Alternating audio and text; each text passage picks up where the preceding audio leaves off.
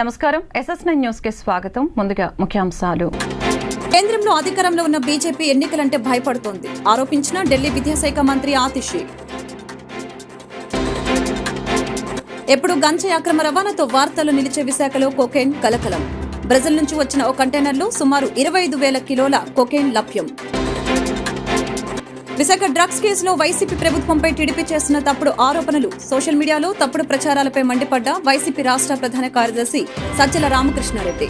వారి తీరు చూస్తే డ్రగ్స్ రవాణాలో టీడీపీ బీజేపీ నేతల పాత్ర ఉందని అనుమానం కలుగుతుందని ఆరోపణ. వేమూరు నియోజకవర్గం భావితరాల భవిష్యత్తు కొరకు అహర్నిశలు శ్రమిస్తూ ఎన్ని అడ్డంకులు ఎదురైనా ధైర్యంగా సాహసోపేతంగా ఎదుర్కొంటున్న మాజీ మంత్రి నక్కా ఆనందబాబు. కొనియాడిన నక్కా ఆనందబాబు తనయుడు డాక్టర్ నక్కా అఖిలేష్. పొన్నూరు అసెంబ్లీ స్వతంత్ర అభ్యర్థిగా రావి వెంకటరమణ. కేంద్రంలో అధికారంలో ఉన్న బీజేపీ ఎన్నికలంటే భయపడుతుందని ఢిల్లీ విద్యాశాఖ మంత్రి ఆతిషి ఆరోపించారు. ఢిల్లీ మద్యం పాలసీ కేసును సిపిఐ ఈడీ గత 2 ఏళ్లుగా దర్యాప్తు చేస్తున్నప్పటికీ అక్రమాలు జరిగాయని అనటానికి ఒక్క ఆధారం కూడా సేకరించలేకపోయారని చెప్పారు. ఎన్నికలు సమీపిస్తూ ఉండటంతో కేజ్రీవాల్ ను నేరుగా ఎదుర్కొనలేక దర్యాప్తు సంస్థలతో అరెస్టు చేయించారని విమర్శించారు. మొదటిసారిగా అధికారంలో ఉన్న ఓ ముఖ్యమంత్రిని కేంద్ర ప్రభుత్వం అరెస్టు చేయించిందని తెలిపారు. లోక్సభ ఎన్నికల ప్రకటన వెలువడిన తర్వాత ఒక పార్టీ జాతీయ కన్వీనర్ ను అరెస్టు చేయడం దేశ చరిత్రలో ఇదే తొలిసారని చెప్పారు. ఇది బీజేపీ రాజకీయ కుట్ర అంటూ ఆగ్రహం వ్యక్తం చేశారు. भारतीय जनता पार्टी शासित केंद्र सरकार और उनके पॉलिटिकल हथियार इन्फोर्समेंट डायरेक्टोरेट ने गिरफ्तार कर लिया है, लेकिन मैं भारतीय जनता पार्टी को यह बताना चाहती हूं कि अरविंद केजरीवाल सिर्फ एक मुख्यमंत्री नहीं है, अरविंद केजरीवाल सिर्फ एक नेता नहीं है, अरविंद केजरीवाल एक विचार है, अरविंद केजरीवाल एक प्रेरणा है, अरविंद केजरीवाल वो आदमी है जो अपनी IRS की नौकरी छोड़कर, इनकम टैक्स की नौकरी छोड़कर दिल्ली की सड़कों पर उतरा था इस देश के लोकतंत्र को बचाने के लिए, इस देश के संविधान को बचाने के लिए। और आज अगर आपने चुनाव से जस्ट पहले अरविंद केजरीवाल को गिरफ्तार किया है, उनको कैंपेन में जाने से रोकने के लिए गिरफ्तार किया है, तो मैं भारतीय जनता पार्टी को बता दूं कि आप एक अरविंद केजरीवाल को गिरफ्तार कर सकते हैं, लेकिन हजारों अरविंद केजरीवाल दिल्ली की सड़कों पे और देश की सड़कों पे उतरेंगे इस देश के लोकतंत्र को बचाने के लिए। आज भारतीय जनता पार्टी ने लोकतंत्र को खत्म करने का कोई प्रयास नहीं छोड़ा। हम देख रहे हैं कि किस तरह से एक के बाद एक सभी विपक्षी दलों पे और सभी विपक्षी नेताओं पे हमले हो रहे हैं। अगर वो भारतीय जनता पार्टी में चले जाते हैं तो उनके खिलाफ केस बंद हो जाते हैं, अगर वो भारतीय जनता पार्टी में जाने से मना कर देते हैं तो उन्हें उठा के जेल में फेंक दिया जाता है। दूसरी तरफ हमने देखा है कि किस तरह से कंपनियों को ईडी और CBI के माध्यम से डरा के, धमका के, उन पे केस करके उनसे इलेक्टोरल बॉन्ड्स के माध्यम से हजारों करोड़ की उगाही करी है भारतीय जनता पार्टी ने। ఎప్పుడు గంజాయి అక్రమ రవాణాతో వార్తల్లో నిలిచే విశాఖలో కొకైన్ కలకలం రేపింది. బ్రెజిల్ నుంచి వచ్చిన ఓ కంటైనర్లో సుమారు 25 కిలోల డ్రై ఈస్ట్లో కొకైన్ కనిపించడం తీవ్ర సంచలనంగా మారింది. దీనిపై విశాఖ నగర పోలీస్ కమిషనర్ రవిశంకర్ మాట్లాడారు. విశాఖలో డ్రగ్స్ పట్టుబడిందని, ఈ ఘటనపై సిపిఐ విచారణ చేపడుతుందని తెలిపారు. విశాఖలో ప్రైవేట్ కంటైనర్ టెర్మినల్ తమ పరిధిలోనిది కాదని తెలియజేశారు. ఇప్పుడు ఒకటి అండి, ఇప్పుడు we are all on deputation to Election commission of India and we have no political what you call pressure or any leanings or something like that. వాళ్ళు మమ్మల్ని పిలిపించారు కాబట్టి, ఎందుకంటే వాళ్ళ దగ్గర అప్పుడు డాగ్ స్క్వాడ్ లేదు. ఆ డాగ్ స్క్వాడ్ కోసం అక్కడ ఉన్న కస్టమ్స్ ఎస్పీ ఎవరైతే ఉన్నారో ఇక్కడ పోర్ట్లో, he called us and he requested to send the dog squad for finding out, sniffing చేసుకొని అది తెలుసుకోవాలని చెప్పేసి ఆ ఉద్దేశంతో పిలిపించారు. మన దగ్గర నుంచి వాళ్ళే కస్టమ్స్ ఎస్పీ, నేనే చెప్తున్నాను కదా, నా దగ్గర ఫోన్ కాల్ రికార్డ్ ఉంది కదా, so they have only called.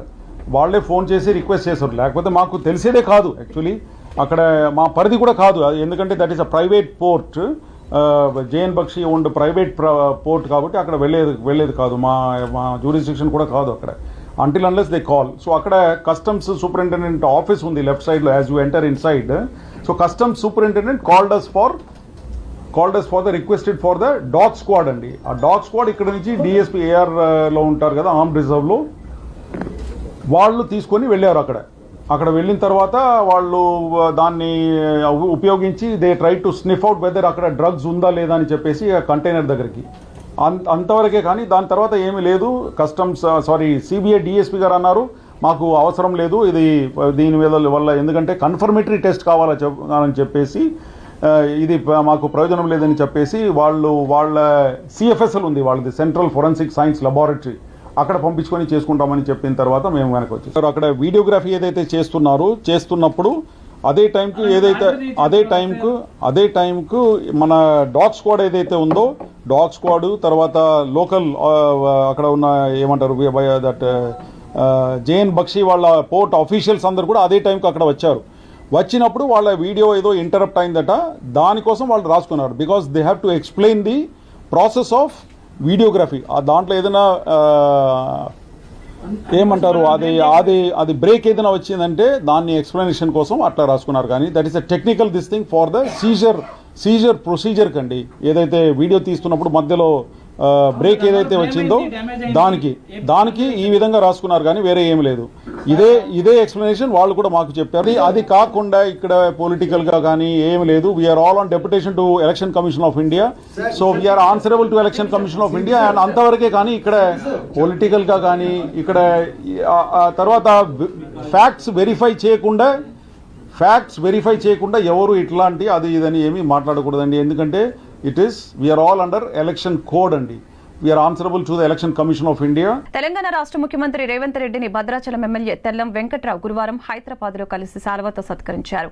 Parliament ఎన్నికల సందర్భంగా బీఆర్ఎస్ ఎమ్మెల్యేలు కాంగ్రెస్ లో చేరనున్నారని ప్రచారం సాగుతున్న నేపథ్యంలో వెంకట్రావు సీఎంను కలవటం చర్చనీయాంశంగా మారింది. రాబోయే పార్లమెంట్ ఎన్నికల్లో ఎలాంటి అవాంఛనీయ సంఘటనలు చోటు చేసుకోకుండా ఎన్నికల సంఘం మార్గదర్శకాల మేరకు పటిష్టమైన చర్యలు చేపట్టడం జరుగుతుందని భద్రాద్రి కొత్తగూడెం జిల్లా ఎస్పీ రోహిత్ రాజ్ తెలిపారు. గురువారం జిల్లా సరిహద్దు ప్రాంతమైన ఆంధ్రప్రదేశ్ రాష్ట్రం ఏలూరు జిల్లా పోలీసు అధికారులతో వీడియో కాన్ఫరెన్స్ నిర్వహించారు. జిల్లాల సరిహద్దులో ఏర్పాటు చేసిన చెక్ పోస్టుల వద్ద పటిష్ట నిఘా ఉంచాలని తెలిపారు. భద్రాద్రి కొత్తగూడెం జిల్లా చుంచుపల్లి గ్రామానికి చెందిన బూక్య మంగత్య అనే వ్యక్తి ఇంట్లో గురువారం రాత్రి గ్యాస్ సిలిండర్ లీక్ అయి మంటలు ఎగిసిపడ్డాయి. స్థానికుల ద్వారా విషయం అందుకున్న ఎస్ఐ గడ్డం ప్రవీణ్ సమయస్ఫూర్తిని ప్రదర్శించి మంటలను చాకచక్యంగా ఆర్పేశారు. మంటల్ని అదుపు చేయడంతో ఎటువంటి ప్రమాదం జరగలేదు.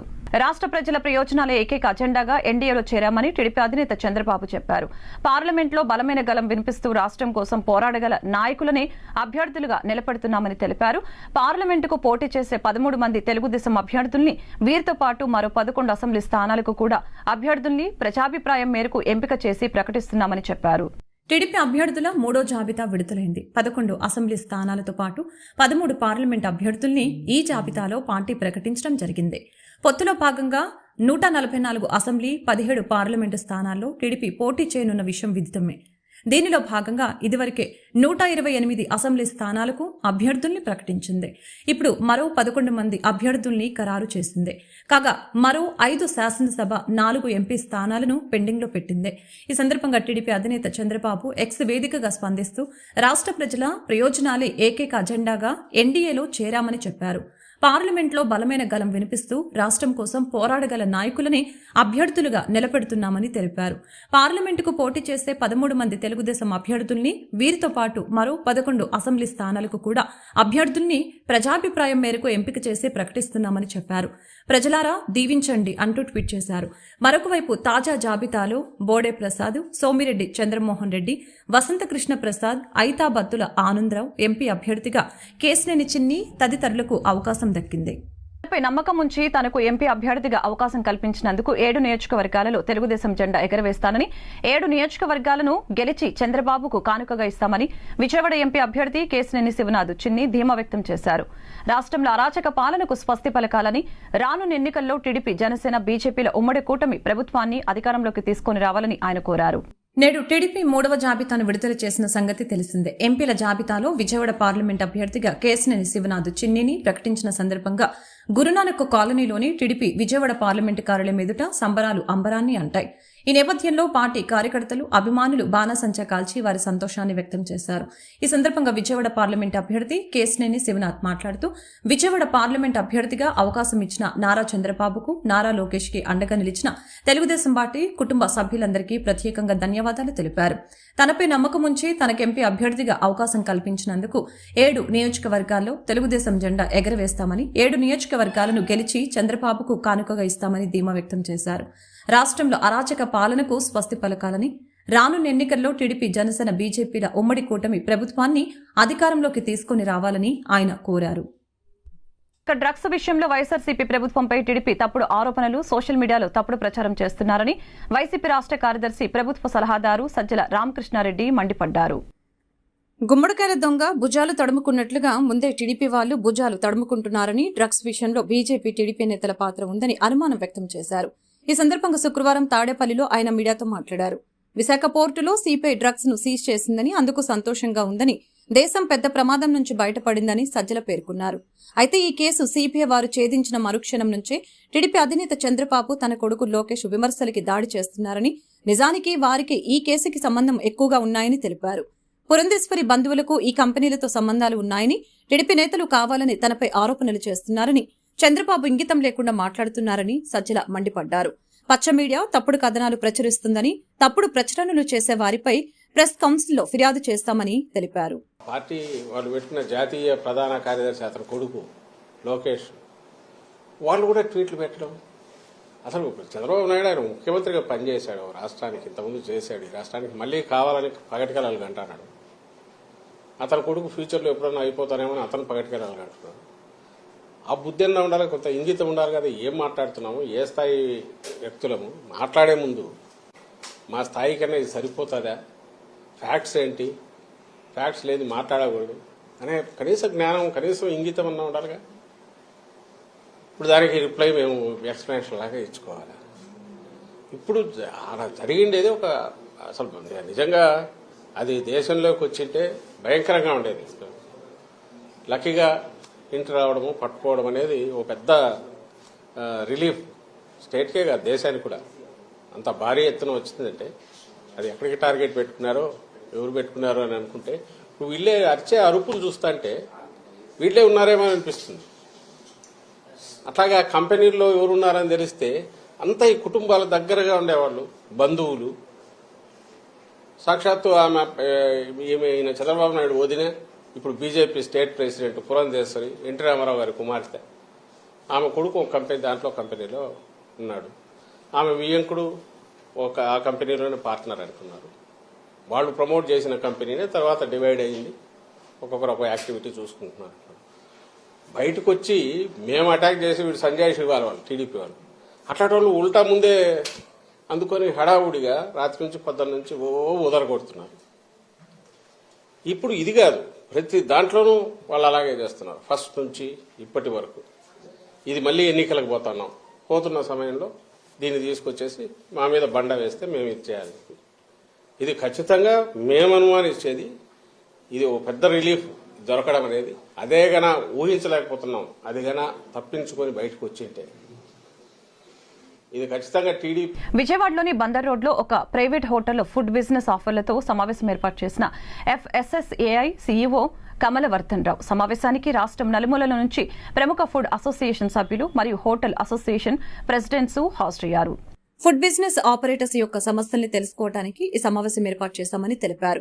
రాష్ట్రంలోని 26 జిల్లాల నుంచి హోటల్ అసోసియేషన్ ప్రెసిడెంట్స్ సమావేశానికి హాజరయ్యారు. దేశంలోని 2,50,000 పంచాయతీల్లో 5,40,000 రేషన్ దుకాణాల్లో పౌష్టిక ఆహారం అందించే ఫర్టిఫైడ్ బియ్యాన్ని అందజేస్తున్నట్లు తెలిపారు. ఫార్టిఫైడ్ బియ్యంపై ఉన్న అపోహల్ని తొలగించడానికి మా వంతు ప్రయత్నం చేస్తున్నాం. భారతదేశంలో ఆహార నాణ్యతను తెలుసుకోవడానికి భారతదేశంలోని 249 పరీక్ష కేంద్రాలు ఉన్నాయి. మొబైల్ ల్యాబ్స్ ద్వారా రైతు వద్దకి వెళ్లి నాణ్యతను పరీక్షిస్తున్నట్లు తెలియజేశారు. ఫుడ్ సెల్లింగ్ వీటిలో పాల్పంచుకుంటున్నారు. సో వీళ్ళందరికీ కూడా ఒక సేఫ్ ఫుడ్ అనేది 140 crores సప్లై చేయడంలో, స్టాండర్డ్స్ తయారు చేయడంలో food safety and standards authority of India ఒక 2006 యాక్ట్ ప్రకారం రూపీకరించుకున్నాము.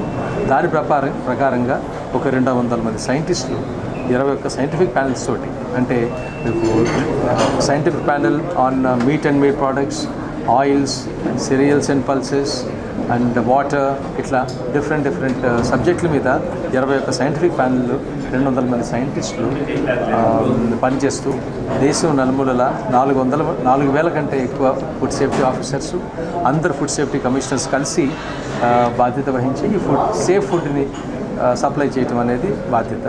సో దాని ప్రకారంగా అన్ని రాష్ట్రాల్లోనూ మేము తిరగటం, ఇండస్ట్రీ తోటి కనెక్ట్ పెట్టుకోవటం, ఇండస్ట్రీ యొక్క అభిప్రాయాలు తెలుసుకోవటం, వాళ్ళ ఫుడ్ ఇండస్ట్రీ యొక్క మ్యానుఫ్యాక్చరర్స్ కానివ్వండి, వాళ్ళు యూజ్ చేసే పెస్టిసైడ్స్ లెవెల్స్ కానివ్వండి, ఫర్టిలైజర్స్ లెవెల్స్ కానివ్వండి, ఇవన్నిటి కూడా తెలుసుకోవడానికి, వాళ్ళ ఛాలెంజెస్ ఏముంటున్నాయి తెలుసుకోవడానికి అనుకున్నాను మేము ఇక్కడ రావడం జరిగింది.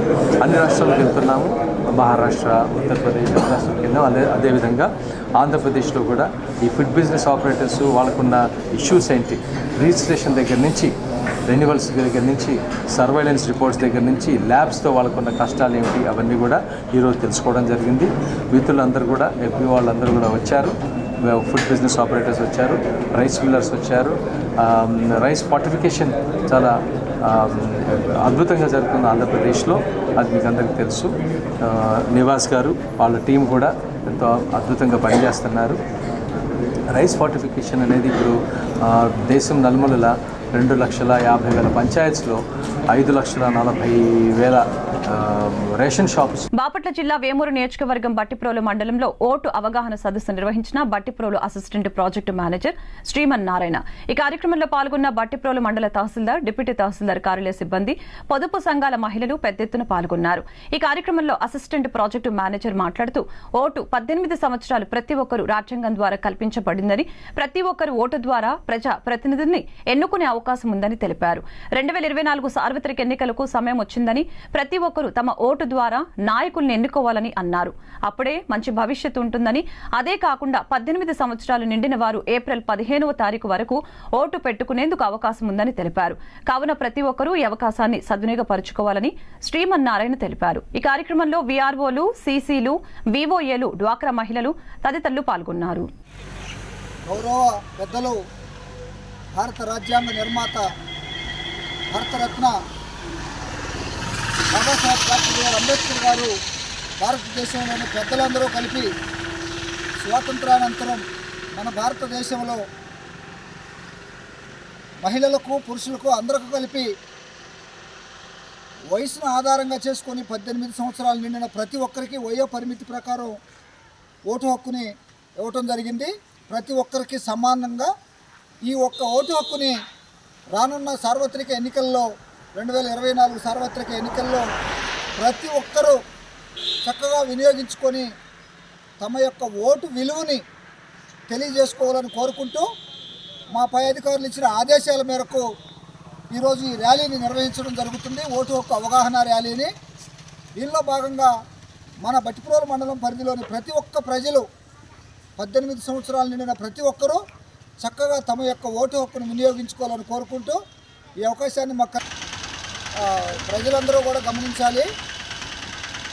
మీ యొక్క ఓటు విలువ తెలుసుకొని సక్రమంగా ప్రజల కొరకు వినియోగపడే వ్యక్తులను ఎన్నుకోవాలి. చక్కగా సేవలు అందించేవారిని, మనకు ఉపయోగపడే, ప్రజలకు ఉపయోగపడే సర్వీస్ చేసేవారిని గుర్తించి ఎక్కడో కూడా ప్రలోభాలకు లోను కాకుండా మీ ఓటును వినియోగించుకోవాలి. అలాగే 18 సంవత్సరాలు నూతనంగా నిండినటువంటి వయోజనులు ఎవరైనా అయితే ఉన్నారో వారందరూ కూడా రానున్న ఏప్రిల్ 15వ తేదీలోగా మీ యొక్క సంవత్సరాలు నిండిన యువకులు అందరూ కూడా రానున్న ఏప్రిల్ 15వ తేదీలోగా ప్రతి ఒక్కరూ మీ ఓటు హక్కును వినియోగించుకోవాలని కోరుకుంటూ, ఈ యొక్క ఓటు హక్కు అవగాహన ర్యాలీని అందరూ వచ్చి విజయవంతం చేసినందుకు మీడియా మిత్రులకి, అధికారులకి, పాల్గొన్న వారికి, ప్రజలందరికీ కూడా పేరు పేరున ధన్యవాదాలు తెలియజేసుకుంటూ ముగిస్తున్నాం. థ్యాంక్ యూ అన్నారు. ప్రపంచ వాటర్ దినోత్సవాన్ని పురస్కరించుకొని పరిటాలలోని ఎంవీఆర్ కళాశాలలో విద్యార్థులు భవిష్యత్తులో నీళ్లను ఎలా శుద్ధి చేసుకోవాలి, ఎలా రక్షించుకోవాలి అనే వాటిపై ప్రాజెక్టులు నిర్వహించడం జరిగింది. ఈ కార్యక్రమానికి ఎన్టీఆర్ డిస్టిక్ గ్రౌండ్ వాటర్ అధికారి విచ్చేసి విద్యార్థులు తయారు చేసిన ప్రాజెక్టుల్ని సందర్శించారు. ఈ సందర్భంగా ఆయన మాట్లాడుతూ భవిష్యత్తులో మనం మంచినీళ్లను ఎలా కాపాడుకోవాలి అనే అంశంతో విద్యార్థులు మంచి ప్రాజెక్టుల్ని నిర్వహించడం అభినందనీయమని ఆయన కొనియాడారు. ఆంధ్రప్రదేశ్లో నదులు ఎక్కువగా ఉన్నాయని, ఆ నదుల నుంచి వచ్చే నీళ్లు సముద్రం పాలవుతున్నాయని వాటిని రక్షించుకోవాల్సిన బాధ్యత మనందరిపైన ఉందని అభిప్రాయం వ్యక్తం చేశారు. భవిష్యత్తులో నీరు ప్రధానమైనదని, ఆ నీటిని ఎలా వినియోగించుకోవాలి అనే అవగాహన ప్రతి విద్యార్థి అలవర్చుకోవాలని ఆయన సూచించారు. వరల్డ్ వాటర్ డేని ఇంత ఘనంగా నిర్వహించినందుకు ముఖ్యంగా ఎంవీఆర్ కాలేజ్ని మనందరం అభినందించాలి, ముఖ్యంగా సివిల్ ఇంజనీరింగ్ డిపార్ట్మెంట్ని. ఇవాళ మనం చూస్తాం, బెంగళూరు అనే కాదు ప్రపంచవ్యాప్తంగా రిసోర్సెస్ అన్నీ కూడా తగ్గిపోతున్నాయి. వాటర్ని సాంస్క్రిట్లో జీవ్ అంటారు, జీవము అంటే లైఫ్. అందుకే water is the elixir of life, it is the stuff of life, it is life itself అంటారు. ఎప్పుడైతే మనం ఈ వాటర్ని సరిగ్గా ప్రాపర్గా యూజ్ చేసుకోలేమో మొత్తం ప్రపంచంలో ఉన్న అంత జీవరాశికి కూడా చాలా తీవ్రమైన నష్టాన్ని చేకూరుస్తుంది. 1972 స్టాక్హోమ్ కాన్ఫరెన్స్లో మహాకవి శ్రీశ్రీ తెలుగు వాళ్ళని రిప్రజెంట్ చేస్తూ వెళ్ళాడు ఆయన. ఇందిరాగాంధీ దానికి చీఫ్ గెస్ట్. అప్పుడు ఆయన దీని యొక్క ఇంపార్టెన్స్ని గ్రహించి తిరిగి ఇందిరాగాంధీని ఎడ్యుకేట్ చేయడం మూలంగా మాత్రమే 1974లో ఇండియాలో మొట్టమొదటి వాటర్ యాక్ట్ అనేది వచ్చింది. సో అప్పట్లోనే మనం దాన్ని ప్రాముఖ్యత అంతలా గ్రహించామంటే ఇవాళ ఇంకా చాలా ప్రతి డ్రాప్ని కూడా మనం చాలా యూజ్ చేసుకోవాల్సిన అవసరం ఉంది. రెయిన్ వాటర్ని బోల్డ్ వేస్ట్ చేసేస్తున్నాం. అప్పుడే శ్రీశ్రీ చెప్పాడు, ఉప్పొంగే జీవనదీ జలాల నీరు ఉప్పు సముద్రం పాలు అని. సో ఇవాళ నదుల్లోంచి వచ్చే hundreds of TMC of fresh sweet వాటర్ని సముద్రాల్లోకి వదిలేస్తున్నాం. మనకి చాలా వాటర్ ఉంది. ముఖ్యంగా ఆంధ్రప్రదేశ్ని నదుల రాష్ట్రం అంటాం. ఇందులో ఉన్న నదులు ఇంకెక్కడా లేవు. పంజాబ్లో 5 నదులే ఉన్నాయి. అయినా అంత రిచ్ అవ్వడానికి కారణం అక్కడ నదులే. మనకి 40 నదులు ఉన్నాయి. నిజంగా చెప్పాలంటే అసలు పంజాబ్లో ఇప్పుడు 3 నదులే ఉన్నాయి. 2 నదులు పాకిస్తాన్లో గడిపోయాయి, పాకిస్తాన్లో ఉన్న పంజాబ్లో గడిపోయాయి. కాబట్టి మనకి ఇన్ని నదులు ఉన్నాయి, కానీ చాలా మటుకు మీరు కృష్ణానదే చూసుకోండి, ఇంకిపోయింది డ్యాములు కట్టేయడం మూలంగా. ఈ వాటర్ ప్రతి డ్రాప్ని యూజ్ చేయడం మనం ప్రాపర్గా చేయలేకపోతే సస్టైనబుల్ డెవలప్మెంట్ అంటే industry in harmony with nature అంటారు. అంటే జనరేషన్ అంటే ఒక 30 ఇయర్స్ అనమాట. సో సస్టైనబుల్ డెవలప్మెంట్ అంటే కేవలం మన యొక్క మంచి చూసుకోకుండా రాబోయే 2-3 తరాలు అంటే రాబోయే 60-70 సంవత్సరాలను దృష్టిలో పెట్టుకుని మనం ఏ యాక్టివిటీ చేసినా చేయాలి. దాన్ని దృష్టిలో పెట్టుకుని మనం దీన్ని కాపాడుకోవాల్సిన అవసరం ఉంది. అయితే యూకే ప్రెసిడెంట్ ఏమన్నాడంటే, ప్రైమ్ మినిస్టర్ టోనీ బ్లేర్ ప్రపంచంలో ఉండే సమస్యలన్నిటికీ సొల్యూషన్స్ 3 సొల్యూషన్స్ అని చెప్పాడు. ఏంటంటే అవి 1 ఎడ్యుకేషన్, 2 ఎడ్యుకేషన్, 3 ఎడ్యుకేషన్ అని చెప్పాడు. అంటే ఈ ఎడ్యుకేషను, అవేర్నెస్ ఇలాంటి సెమినార్ల ద్వారా కండక్ట్ చేయడం ద్వారా మాత్రమే మనం ఈ వాటర్ అనే క్రైసిస్ని మనం సాల్వ్ చేయగలమని ఆయన చెప్పడం జరిగింది. ఇది ముమ్మాటికి సత్యం. I wish this program a grand success and thank you. Bhadradri Kothagudem జిల్లా బూర్గం పహాడ్ మండల కేంద్రంలోని కిన్నెరసాని వాగు వద్ద ఏర్పాటు చేసిన మన ఇసుక మన వాహనం ఇసుక ర్యాంపుని స్థానిక తహసీల్దార్ ముజాహిద్ రిబ్బన్ కట్ చేసి ప్రారంభించారు. ఈ కార్యక్రమాన్ని ఉద్దేశించి ఆయన మాట్లాడారు.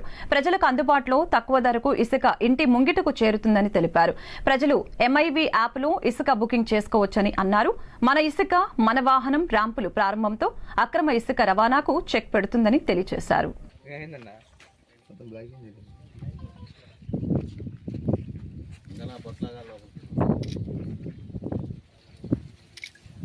కన్నూరు నియోజకవర్గం అసెంబ్లీ స్వతంత్ర అభ్యర్థిగా మాజీ ఎమ్మెల్యే రావి వెంకటరమణ పోటీకి సిద్ధంగా ఉన్నట్లు ఆయన వర్గీయులు చెప్పకనే చెప్పారు. నిజమైన వైసీపీ కార్యకర్తలం మేమేనని, తెలుగుదేశం పార్టీ ప్రభుత్వంలో ఇబ్బందులు పడ్డామని, ప్రస్తుతం వైకాపా అభ్యర్థి సమన్వయం మరచి ఒంటెద్దు పోకడలు పోతున్నారని గుంటూరులోని రావి వెంకటరమణ గృహంలో జరిగిన సమావేశంలో వారు వెల్లడించారు. త్వరలో రావి పోటీ అధికారికంగా ప్రకటిస్తామని తెలిపారు.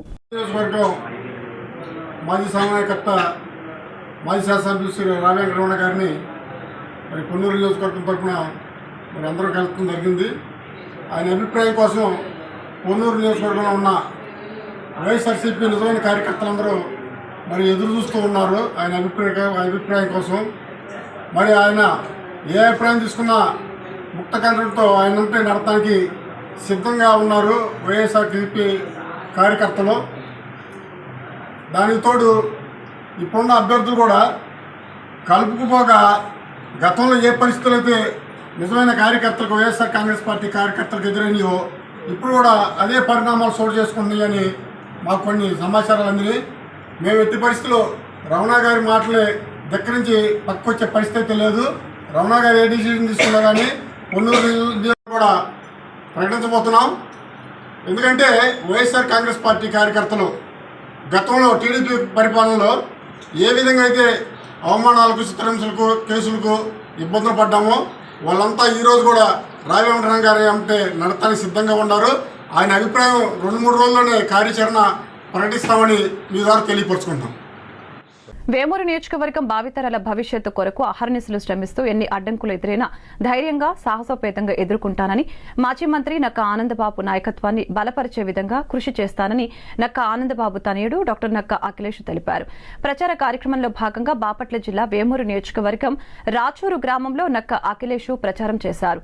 ప్రతి ఇంటికి వెళ్లి సూపర్ 6 పథకాలను వివరించి టీడీపీ కార్యకర్తలలో జోష్ను నింపుతూ ఉన్నారు. ఈ ప్రచారంలో అఖిలేష్ తో పాటు యువ కార్యకర్తలు అధిక సంఖ్యలో పాల్గొని అఖిలేష్ కు మద్దతు తెలుపుతున్నారు. వార్తలు ముగించే ముందు ముఖ్యాంశాలు మరొకసారి. కేంద్రంలో అధికారంలో ఉన్న బీజేపీ ఎన్నికలంటే భయపడుతోంది ఆరోపించిన ఢిల్లీ విద్యాశాఖ మంత్రి ఆతిషి.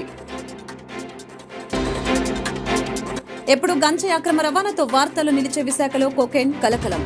బ్రెజిల్ నుంచి వచ్చిన ఓ కంటైనర్లో సుమారు 25,000 కిలోల కొకైన్ లభ్యం. విశాఖ డ్రగ్స్ కేసులో వైసీపీ ప్రభుత్వంపై టీడీపీ చేస్తున్న తప్పుడు ఆరోపణలు, సోషల్ మీడియాలో తప్పుడు ప్రచారాలపై మండిపడ్డ వైసీపీ రాష్ట్ర ప్రధాన కార్యదర్శి సజ్జల రామకృష్ణారెడ్డి. వారి తీరు చూస్తే డ్రగ్స్ రవాణాలో టీడీపీ, బీజేపీ నేతల పాత్ర ఉందని అనుమానం కలుగుతుందని ఆరోపణ.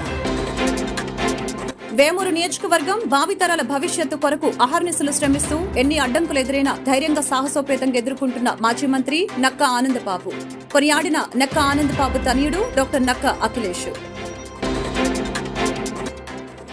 పొన్నూరు అసెంబ్లీ స్వతంత్ర అభ్యర్థిగా రావి వెంకటరమణ. ఈ వార్తలు ఇంతటితో సమాప్తం. నమస్కారం.